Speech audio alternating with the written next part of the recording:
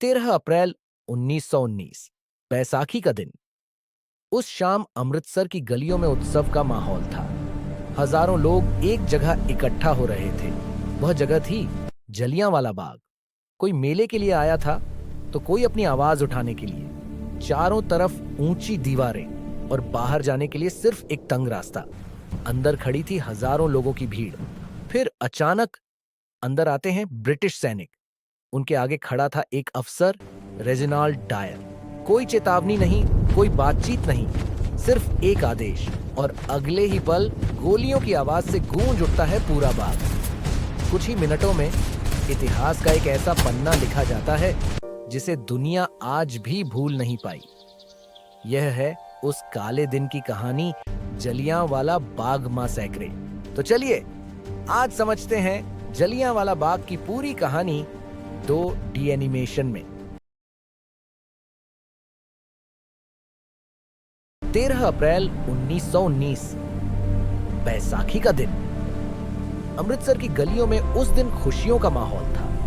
लोग नए कपड़े पहनकर घरों से निकले थे। किसी के हाथ में मिठाइयां थी तो कहीं मेले की रौनक थी। लेकिन उस दिन किसी को भी अंदाजा नहीं था कि कुछ ही घंटों बाद यह दिन इतिहास के सबसे दर्दनाक दिनों में बदलने वाला है। शहर के बीचों बीच एक जगह थी, चारों तरफ ऊंची दीवारों से घिरी, एक तंग रास्ते से अंदर जाने वाली। उस जगह का नाम था जलियांवाला बाग। उस शाम हजारों लोग वहां इकट्ठा हुए थे।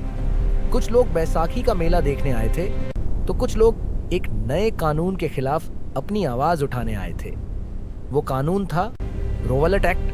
इस कानून के तहत अंग्रेज सरकार किसी भी भारतीय को बिना मुकदमे के जेल में डाल सकती थी। देश में गुस्सा बढ़ रहा था और लोग अपनी बात कहना चाहते थे। बाग में लोग बैठकर बातें कर रहे थे, बच्चे खेल रहे थे, कई लोग भाषण सुन रहे थे। सूरज धीरे धीरे ढल रहा था और शाम का आसमान नारंगी रंग में बदल रहा था। लेकिन तभी बाग के उस तंग रास्ते से कुछ सैनिक अंदर आते दिखाई दिए। ब्रिटिश सैनिक। उनके कदम भारी थे और उनके हाथों में बंदूकें थीं। भीड़ में हलचल होने लगी। लोग एक दूसरे की तरफ देखने लगे, जैसे पूछ रहे हों क्या होने वाला है। सैनिक धीरे धीरे बाग के बीच तक आ गए और उनके सामने खड़ा था एक आदमी, ब्रिटिश अफसर रेजिनाल्ड डायर। उसने भीड़ की तरफ देखा और सैनिकों को लाइन में खड़े होने का आदेश दिया। लोग अभी भी समझ नहीं पाए थे कि क्या होने वाला है। कोई चेतावनी नहीं दी गई, कोई बातचीत नहीं हुई, और फिर अचानक एक आदेश गूंजा, फायर। अगले ही पल पूरे बाग में गोलियों की आवाज गूंज उठी। लोग घबरा गए। हर कोई अपनी जान बचाने के लिए दौड़ने लगा। लेकिन बाहर जाने का सिर्फ एक ही रास्ता था और वह रास्ता भी सैनिकों ने घेर लिया था। गोलियां लगातार चल रही थी। लोग दीवारों की तरफ भाग रहे थे।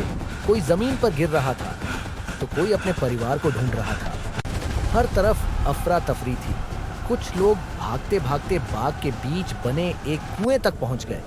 जब कोई रास्ता नहीं बचा तो कई लोगों ने जान बचाने के लिए उसी कुएं में छलांग लगा दी। लेकिन वहां भी सिर्फ अंधेरा और मौत इंतजार कर रही थी। करीब 10 मिनट तक सैनिक गोलियां चलाते रहे। जब गोलियां लगभग खत्म होने लगीं, तभी फायरिंग रुकी और फिर पूरा बाग खामोश हो गया। कुछ देर पहले जहां हजारों लोग थे, अब वहां सन्नाटा था। जमीन पर बिखरी हुई चप्पलें, टूटी हुई पगड़ियां और हर तरफ धूल और धुआं। लेकिन सबसे दर्दनाक बात यह थी, उस रात घायलों को भी मदद नहीं मिलने दी गई। अगले दिन यह खबर पूरे भारत में फैल गई। हर शहर, हर गांव, लोगों के दिलों में गुस्सा था। देश के नेताओं को भी यह खबर हिला गई।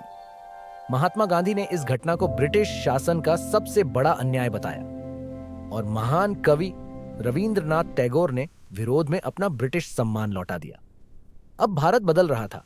लोगों को समझ आ गया था कि आजादी की कीमत क्या होती है, और उस दिन के बाद आजादी की लड़ाई और तेज हो गई। आज वही जगह एक स्मारक बन चुकी है, जलियांवाला बाग, जहां लोग खामोशी से खड़े होकर उन लोगों को याद करते हैं जिन्होंने उस दिन अपनी जान गंवाई। दीवारों पर आज भी गोलियों के निशान मौजूद हैं। ये निशान सिर्फ ईंटों पर नहीं है, ये निशान भारत के इतिहास पर हैं, क्योंकि उस दिन सैकड़ों लोगों ने अपनी जान दी ताकि एक दिन भारत आजाद हो सके। और शायद इसीलिए आज भी वो बाग हमें याद दिलाता है कि आजादी कितनी बड़ी कीमत पर मिली थी।